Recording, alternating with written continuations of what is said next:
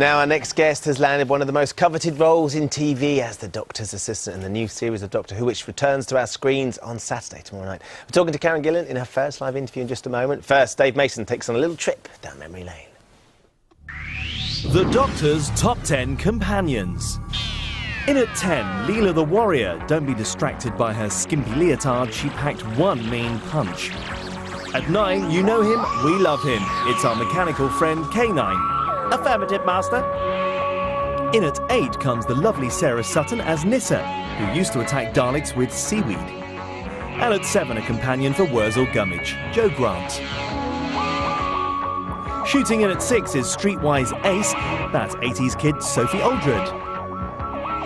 And halfway in our top 10 is Doctor Who veteran, my favourite, Sarah Jane Smith. Number 4 is hit companion Freema Agyeman as Dalek Destroyer Martha Jones.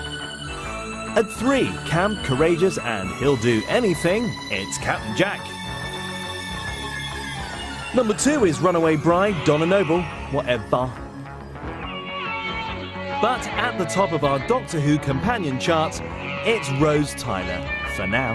Destroy! Exterminate! Exterminate!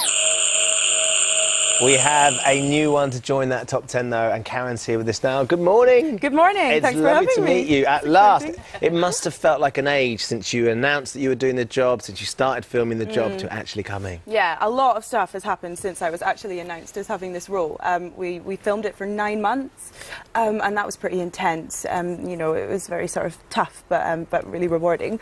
And now it's finally being aired after all this time. And of course, there's so much speculation about it. Because it's become such a huge series now. Yeah. That actually to have the first episode going out tomorrow must be, I guess, a bit of a relief. Yeah, relief is kind of the word, yeah, because we've kind of, it's funny, working on Doctor Who, you sort of get into this little bubble for 9 months where that's all you sort of do. It's quite life-consuming in that way. It's very normal having Daleks wandering around. Yeah, yeah, that's the weird thing. You walk past a Cyberman and not even bat an eyelid. like, good morning. but yeah, so it's quite life-consuming, and now suddenly the bubble's kind of burst. But this is what we've been building up to, and we're all really proud of what we've done so far. Your life's about to change, isn't it, forever this weekend? Because you're going to become incredibly well recognised and people famous. keep telling me this, but I don't know, it's quite weird to sort of compute. I don't know. That's going to become apparent. How has it been, though? How's it been being the Doctor's new companion? Because what was your first day on set like? Oh, my God. First day on set was the most surreal experience ever, because we were on this beach outside of Cardiff. There was this line of paparazzi, the TARDIS was there, and we just sort of had to act. And I was like, oh, God. But me and Matt kind of got each other through it. Yeah, I bet you did. Now, look, let's have a quick look at you in action, then we can talk some more. This is from tomorrow night's episode. So, wow, I'm not sure. Which planet do policewomen have skirts like that on? Was that because that's quite a uniform. I've never seen a policewoman look like that before. It's not the usual uniform in this planet. Yeah, no, I think that will be explained when you watch the episode. There is a reason for that. Oh, she forgot her trousers or something like that. Along those lines. It looks great. Now, what we do know, because it's been in the papers, so it must be true, that you and the Doctor, the two characters, share a snog. We do. And Matt's been very generous and giving you a 9 out of 10 for kissing. He did, but I was present when he said that, so maybe he felt obliged. He felt responsible. This is taking on that next level, though, isn't it? Because there's always been a little frisson between the Doctor and his companion, and we're led to believe there could be somebody else involved as well. Really? Really? Yeah. Well, you know, I think you're going to have to wait and see when you watch it. But I think it's fair to say that maybe Amy is attracted to the Doctor. But there certainly isn't. It's not this big love story. I wouldn't call it that. He's a good-looking Doctor, isn't he? He looks the part, He's Matt attractive. Smith. Doesn't he look brilliant? Oh, what a face. Brilliant. Amazing, interesting face. Perfect for the Doctor. Amazing, interesting face. I bet he loves that description. Yeah.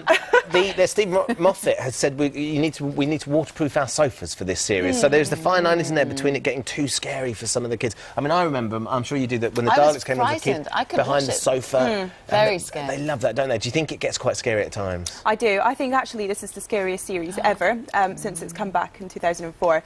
But I think kids like to be scared, and I don't think we should, you know, worry about that too much, because that's what kids love, the thrill of being scared, and that's what the series does. But it has humour and all sorts in it as well. Brilliant. Well, look, enjoy this process, enjoy the launch of the new series. We can't wait to see it tomorrow, and then enjoy the lack of anonymity from here on in. It's going to be extraordinary. Have a great time. Thank you very much. Lovely to meet you. Best of luck in New York as well. Go to Yeah, there's lots of exclusive pictures of the new series of Doctor Who, and you can take a look back at Doctor Who over the years on the website GMTV.